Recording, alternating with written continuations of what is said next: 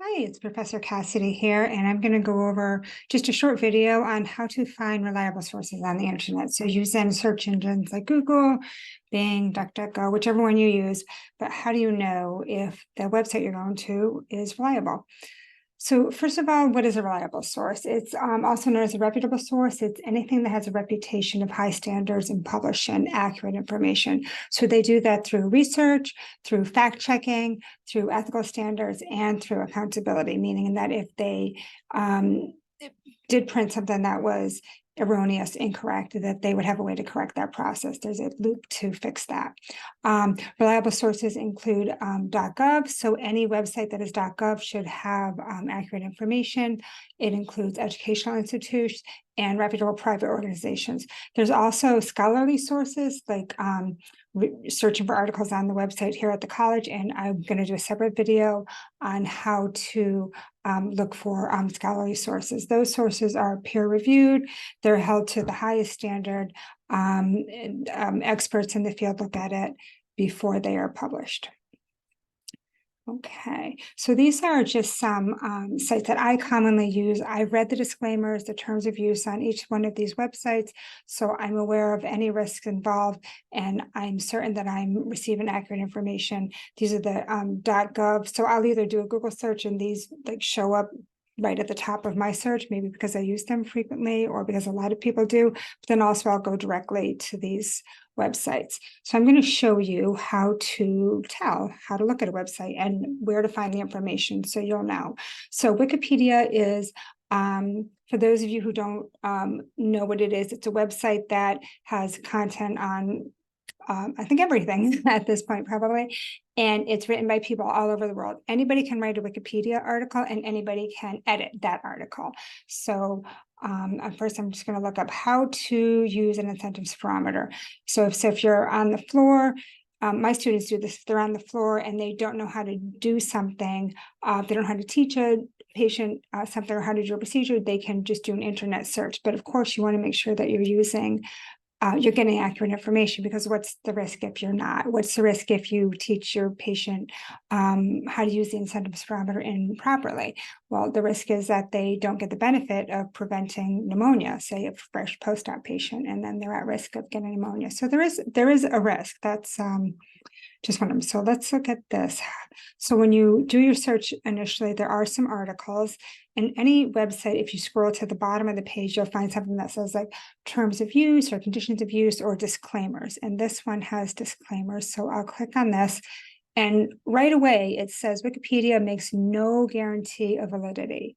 It's not guaranteed that the information is valid.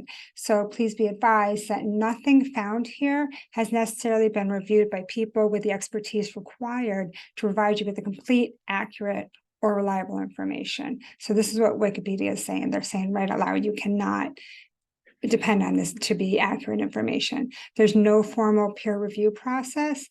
And even articles that have been vetted by the initial author or informally peer reviewed may have later been edited inappropriately. So even if the article initially was accurate, it could have been changed later. So, I mean, there's definitely a lot of accurate information on Wikipedia, but there's no guarantee, and there's definitely information that is not accurate. So this is why we cannot use this site as students, and certainly not in our profession as nurses.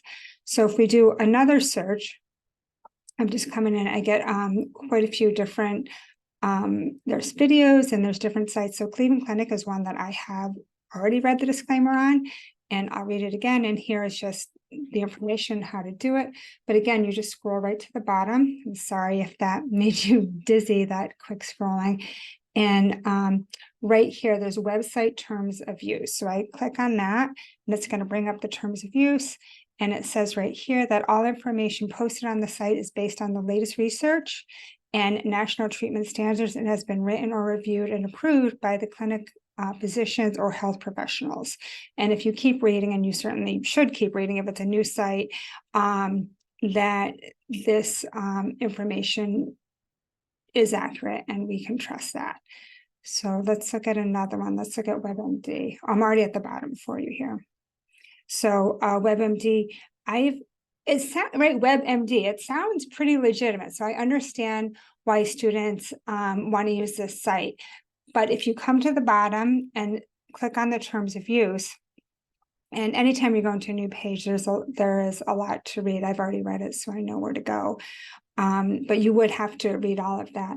But right here, it says WebMD, its licensors and its suppliers make no representation or warranties about the following, which is the accuracy, reliability, completeness, correctness, or timeliness of the content. So they're not guaranteeing that this information is accurate. So because they're saying that right here, and I know WebMD has a lot of information that is accurate, but I also know that it does have inaccurate information because a few students have brought me information from WebMD and it was not accurate.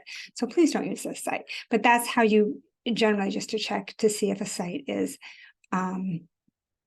one you can use. So let's just do another one quickly. The American Heart Association, again, I apologize for that quick scrolling. You just come to the bottom, and this doesn't, you might have to look around a little bit. This medical advice disclaimer, I read it, it just says that it's not, they don't make referrals, but anything you would want to read it. So the content editorial guideline, if you read it right here, it says all stories receive statistical and science-based reviewed by the American Heart Association's team of science and medicine advisors. All content is reviewed and published on online AHA staff. If it's not approved, then there's a feedback loop that requires review before it gets published. So the American, it's a very trustworthy organization, and there's nothing on there in terms of use that say that information might be inaccurate. So that's just basically a few websites. Just scroll to the bottom, find what it says, and if it says it can't be trusted, then you can't trust it. As a student, you certainly can't trust it as a nurse.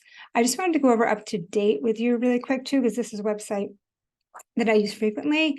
A lot of providers use it, and it's a great place for students to get information as well and to find information for your patients. So we don't have this at our institution, but any hospital that you're at in the area, all the ones that I've been to do use this.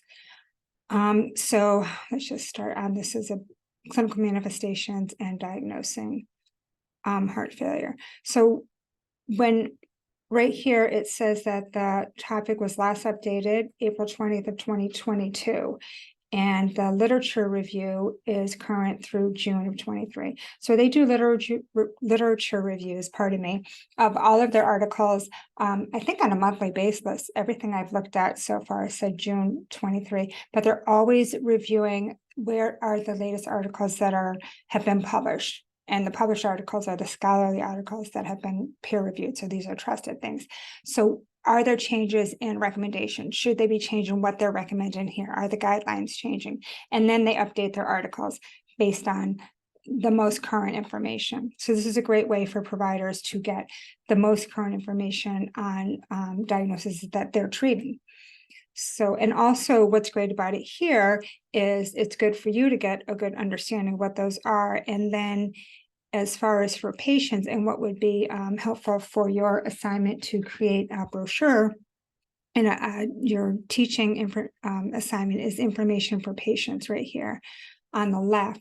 So if you come here, they have, and it talks about it right here, that it's written in plain language in a 5th or 6th grade reading level. So it's really just down to the essentials in a way that patients can understand this. So this is what I really love about this. So I'll print stuff out of here for my patients, but it's good for students to use also. So there's basics, and then there's beyond the basics. So the basics are just really simply like, what is heart failure? What are the symptoms? What are the tests? And then the beyond the basics goes into it a little bit more, like what is normal heart function? What are the 2 different types of heart failure, the reduced or the preserved ejection fraction? What are the causes? So it gets a little more in depth, but these are really great places for you to find information.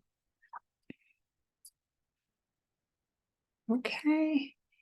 And so just to reiterate that, searching for disclaimers at the bottom of the page is how you can tell if a web page is something that you can use as a student, and again, more importantly, as a professional RN. The other thing you want to make sure that you're doing is that you're looking for dates on the website. So anything in research that's over 5 years is generally, we don't use it if it's over 5 years. And anything except for even like drug books and IV drug books, those are yearly. So not 5 years would be way too long for something like that. That's yearly. But for your other books, 5 years, or other articles, 5 years is the standard cutoff. If there's something that's just, there's not a lot of information on, we would go back farther, but mostly it's 5 years. Certainly anything like heart failure would be, 5 years would be really long. And then also any articles that you search, they may have references on them like these. When you look at the up-to-date websites, when you go to the bottom, let me go to the bottom here. Sorry. They will print. I'm sorry, I'm probably making you nauseous doing all that scrolling. Here we go. So they list the references at the bottom here too. So any article that you're looking at a website, at a different website that you're not familiar with, you can go to the references and then look at those, and you can say, is what that article is saying congruent with what the article on the page is saying? Because if this is a peer-reviewed article, then you can trust that information. So that's another way to tell if a website is giving you, or if that article on the website is giving you accurate information. Okay, and that's it. If you have any questions, feel free to give me a call or email.